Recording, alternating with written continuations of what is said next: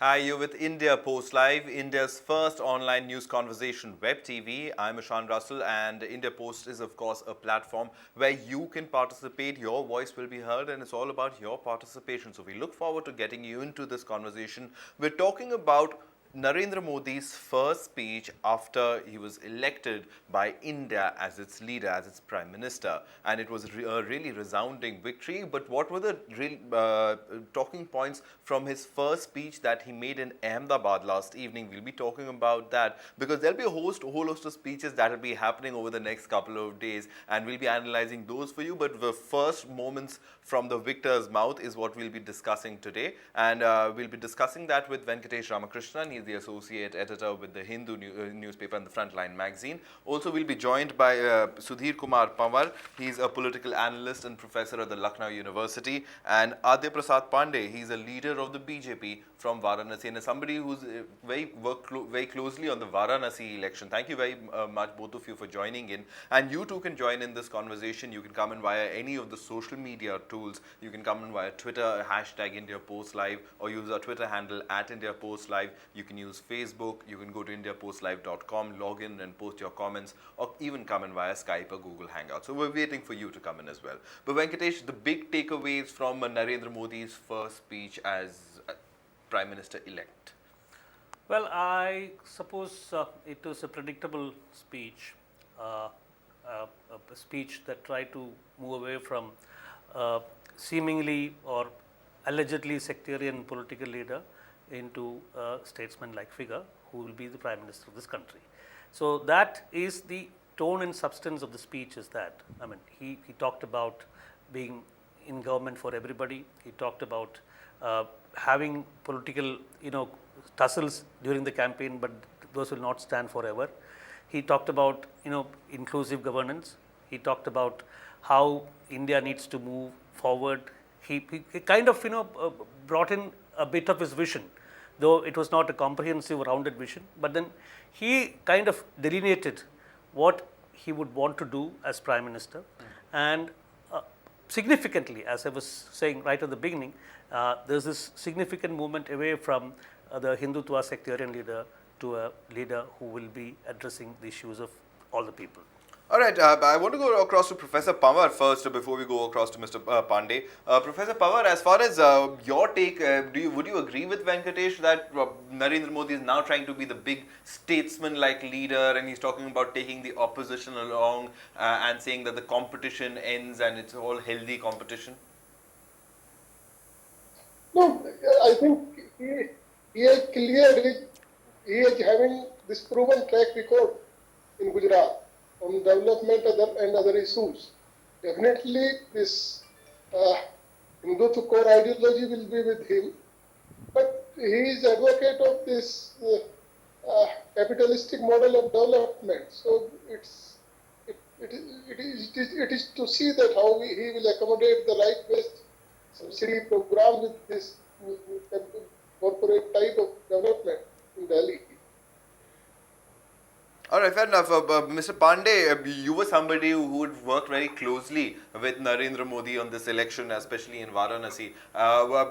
Your take on what we can expect, because you've really vouched for him in that sense. So, your take on what Narendra Modi will be all about, judging from the first speech, जो कल उन्होंने पहली speech दी उसके बारे में. Actually, I heard the first speech of Narendra Modi in Varanasi, and at that time, he raised some problems of Varanasi, which are the real problems. So some social problems, some economic problems, and some problems related with the culture of the Varanasi. Varanasi is the oldest living city of the world, and Ganga is one of the such a important figure that is connected with each and every person of Varanasi. So he talked about Ganga. Now, after being elected from Varanasi and Ahmedabad and Gujarat both, actually the first speech after his election was the speech of a real statesman. You can say he spoke like a real statesman, and he told that I will take all the persons, whether they may be my supporters they may be my opposite also. I will include all them and will take the will work for real for India, will work for this nation. So he has emerged as a real statesman by his speech, and in action also he is trying to take all these political persons, whether they may be from his own party or maybe from outside or maybe from opposition also. So this is very important for a person and for a statesman and for a politician, because so far as the Indian system is concerned, he is not working for Modi seems not working for neither for capitalism nor for socialism, but actually his view that the growth or the development or the model for economic development of a country should be according to the needs of the country. So this is very excellent question, and actually as a politician and as an economist also, I think that this is the real situation a statesman should do. So I think Modi But has but emerged Pandit ji, and sir, the point is, does he might have the mandate from the country to be that elder figure, the elder statesman, to be the leader that unites the entire country. But does he have that exact mandate from the RSS, from the Rashtriya Swayamsevak Sangh as well? Because many would question the agenda of the RSS. I mean, it's an organization that is often said it's been persecuted, etc. So, will there be a sort of the revenge that was talked about by Amit Shah in Muzaffarnagar? I mean, what happens to all that rhetoric? The Badla question. For Muzaffarnagar, Amit Shah only told that he has not given any such type of speech as focused by in some newspapers or in some media that Sir, he's not going, it was there, sir. Sabne dekha tha. It was there on video. It was there. Everybody heard him say that. He apologized to the election commission, said he was saying something out of context. That's a whole other story. I'm just saying, sir, the message that the RSS has been giving, is it the same? Is it the same mandate? Does Narendra Modi have the sanction of the RSS as well? The country might have given its a sanction to be the elder statesman, but the RSS, many would say, has its own agenda. So what about the RSS? Does it give Narendra Modi that free a rein? To supplement Ishan's question, Pandeyji, see, you know that I have been closely watching Uttar Pradesh for very many years. I have received reports from various parts of Uttar Pradesh, including eastern Uttar Pradesh, where you are based, saying that there is a kind of apprehension and fear that has already crept in the Muslim minority's psyche. Do you see it, or do you think it's only a kind of figment of imagination, or do you see that if it is there, how do you think Modi government will be able to address it? No. Actually, I feel that this is a kind of imagination only, because Modi is going to do for nation development and for economic development and for the growth of the country. So if such things will happen and they will come out, then all these things is will disappear. We have seen also in this election that BJP and Modi has been successful in so far as in eradicating the borders of the casteism and other things are concerned. So casteism is finished now, and the result also shows that all the caste people, they are for Modi, not for BJP, are not for anything. You may say. Sir, I wish that Narendra Modi then hadn't said that he was from a Nichi Jat and he was being called from a Nichi Jat. See, the point is, fine, the election's over. I don't want to discuss the election rhetoric, but moving from the election rhetoric, we're moving on from something, and it's like chalk and cheese. Because अलग-अलग चीजें हैं दोनों, जो चुनाव के दौरान बोली जा रही थी एकदम चुनाव के बाद. तो अब क्या माने उसमें हम? देखिए, ऐसा है कि कभी होता है, हाँ, कभी ऐसा होता है, चुनाव प्रचार के दौरान बहुत चीजें ऐसी आती हैं, थोड़ा बातचीत में कुछ चीजें आ जाती हैं, लेकिन एक्चुअली देखा जाता है वास्तव में व्यक्ति मंशा क्या है. मोदी सारे समाज को एक साथ लेकर चल रहे हैं. और एक प्रकार से आप ये हो सकता है जैसे जिस तरह से हम इंक्लूसिव ग्रोथ की बात करते हैं उसी तरह से he is talking about inclusive politics also, और इंक्लूसिव पूरे समाज को लेकर जो चलेगा, देखिए वही निश्चित रूप से एक स्टेटमैन के रूप में उभर सकता है। And Modi is emerging as statesman, उसमें सारे लोगों को लेकर चलेंगे, पूरे समाज के लेकर चलेंगे। वो उनके लिए कोई न तो ऊंचा है न तो नीचा है, न तो किसी धर्म विशेष के चलते इग्नोर किया जाएगा और न तो किसी धर्म विशेष के चलते बहुत ज्यादा उसको लाभ दिया जाएगा। For each and every person he will be very just like a common person, I message a politician. वो हमारे लिए भी, आपके लिए भी, सारे लिए, चाहे वो बीजेपी वर्क हो चाहे हम जनता, सबके बराबर के लिए काम करते हैं। और मोदी का एकदम डिफरेंट एटीट्यूड है और उसी एटीट्यूड के लिए चल रहे हैं। इसलिए मैं कह रहा हूँ कि he will in future he will emerge as a real statesman, जो कि सबको बराबर लेके चलेगा। और एक बात और बहुत इंपॉर्टेंट मैं बताना चाहूंगा आपको कि जैसे आजकल क्या है पॉलिटिक्स में सबसे बड़ी प्रॉब्लम ये होती है कि किसी पार्टी की सरकार आती 5 साल तक काम करती है। 5 साल काम करने के बाद होता क्या है कि फिर वो जो है वो चली जाएगी, दूसरी सरकार आएगी तो वो जो काम किए रहेगी उस काम को हटा के दूसरा काम करने लगेगी। इन चीजों को हम थोड़ा सा वो अवॉइड कर जब करेंगे तभी वास्तव में रियल नेशनल डेवलपमेंट होगा, देश का सही ढंग से विकास हो सकेगा। All right, fair हम enough. इस चीजों को इम्पोर्टेंट समझ रहे हैं। All right, but Venkatesh, I mean, do you buy into that Narendra Modi has changed man? The mandate might, I mean, the argument is often given that when some have greatness thrust upon them, they do great things. Can that really happen? No, no. See, one has to understand that that this new paradigm or the new rhetoric that Narendra Modi is advancing, that has some traction, some roots among large segments of the Hindutva combined. I mean, I am not talking about just the RSS, but this Hindutva combined is a combination of many parts. I mean, it has the Vishwa Hindu Parishad, it has Bajrang Dal, it has the Swadeshi Jagran Manch. So many. The Hindu Mahasabha, I think, still exists. No, Hindu Mahasabha is not part of the RSS Hindutva combined. So basically, it's a combination of all these things, and so there is some traction for this thing. But the problem in this whole campaign itself, in the campaign that the Modi juggernaut had in this election, is they had very consciously mixed this development agenda along with doses of communal polarization in various places. So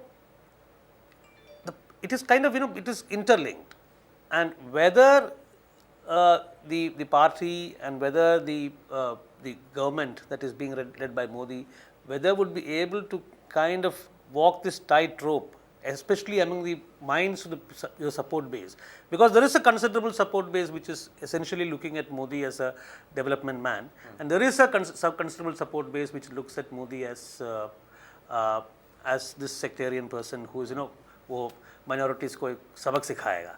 So this combination is there. So how exactly this is going to work? How do you see the RSS? Because I mean, while Modi is making speeches and attending the parliamentary board meeting in the BJP office, Amit Shah is sitting at the RSS headquarters, his right-hand man. So what role does the RSS have? In the sense, the RSS agenda, as often the role of the RSS on this is it's very clear. See, if you look at the whole politics of the BJP and its erstwhile avatar of the Bharatiya Janasangh, you would see that that the primary political thrust of all the Sangh Parivar organizations has been to create a pan-Hindu identity and convert that into a political space.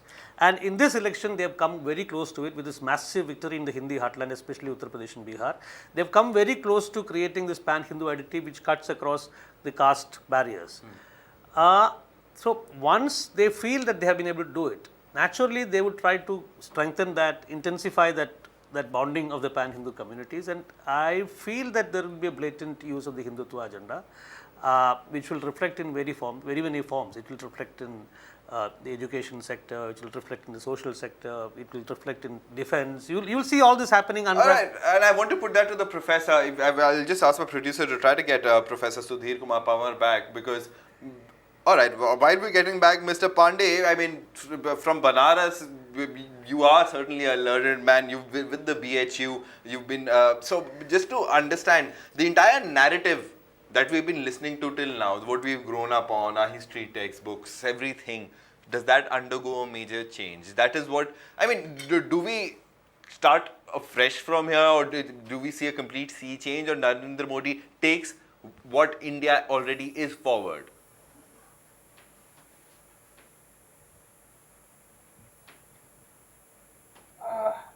Actually, can you hear me?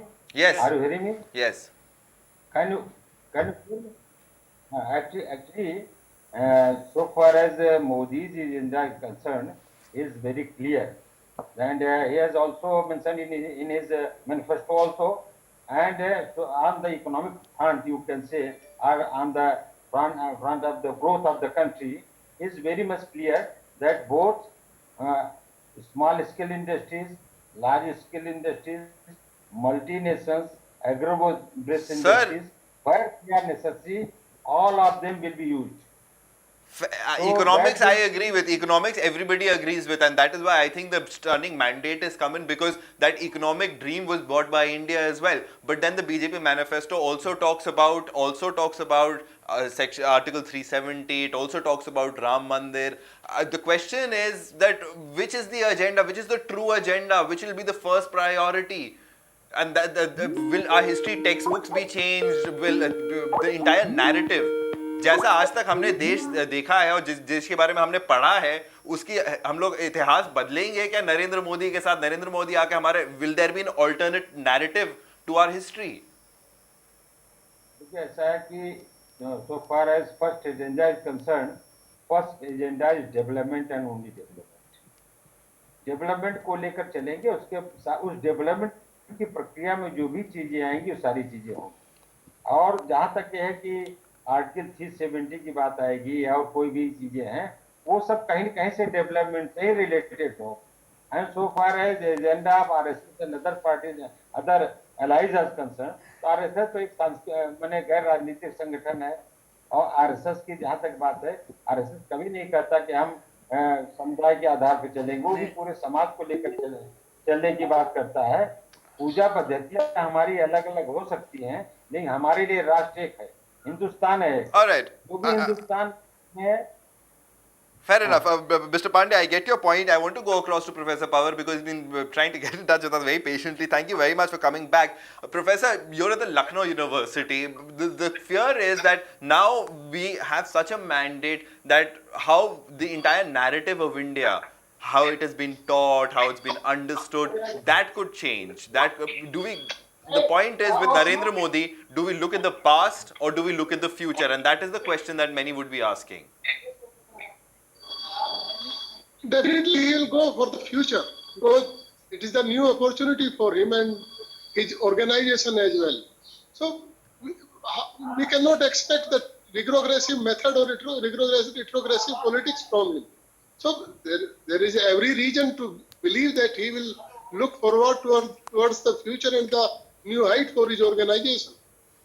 All right, Professor Pawar, but you're in Lucknow, the heart of Uttar Pradesh.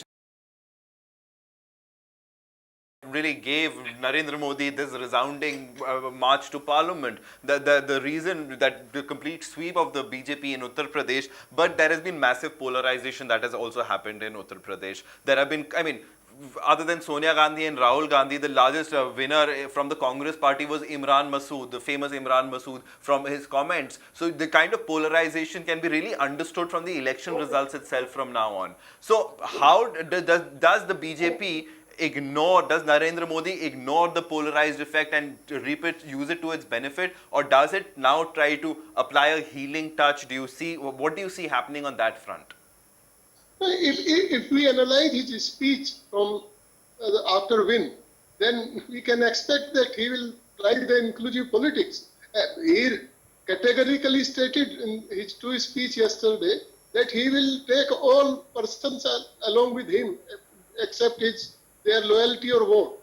So we can expect some good thing from him, because the majority or the mandate repose responsibility also. Except when it is the responsibility of this, because whatever they can achieve through this polarization, they have achieved. Now they have to expand their vote base as well as politics. So it is quite natural to expect that he will work for the entire society. polarization is there, and I think it is the best opportunity for the Sangh Parivar or BJP to remove fears among the minority and the so-called this secularist approach. No, But the people have given clear mandate that you cannot do misgovernance in the behind the back of the secular or communal credentials. So it is a warning for all these parties which claim that they are secular. Professor Sudhir, I mean, your point, and the way you have explained it makes a lot of sense. But see, a polarized society, communally polarized community, it is not it is not a very rational community. It's not subservient to reason. Basically it has behaved in the communally polarized way because of emotional factors. So do you think that these emotional factors can be controlled administratively? Would it not reflect on the ground whether you like it or not?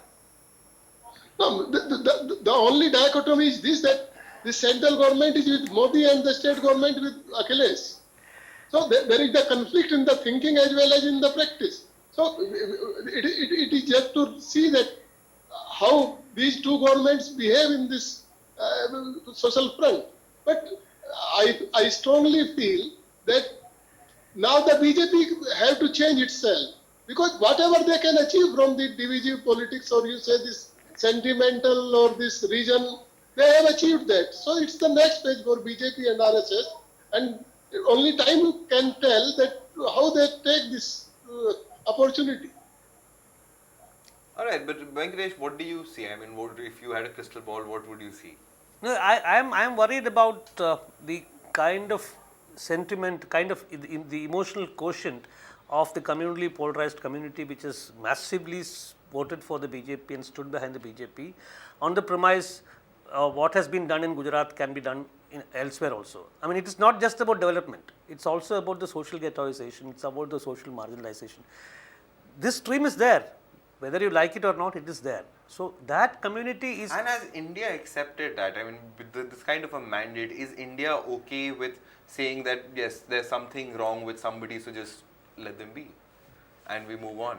Well, it's a very difficult question to answer. But then, as I was telling you, the campaign was very cleverly crafted. It brought together the development agenda and positioned Modi as the ultimate answer to all of India's problems.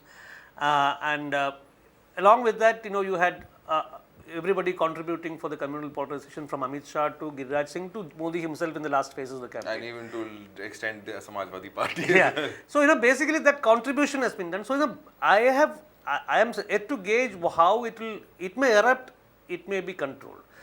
Let us believe that Modi, the administrator, is good enough to control this. I mean, and from the way he has been started off with this maiden speech, let us hope that he is able to fulfill that.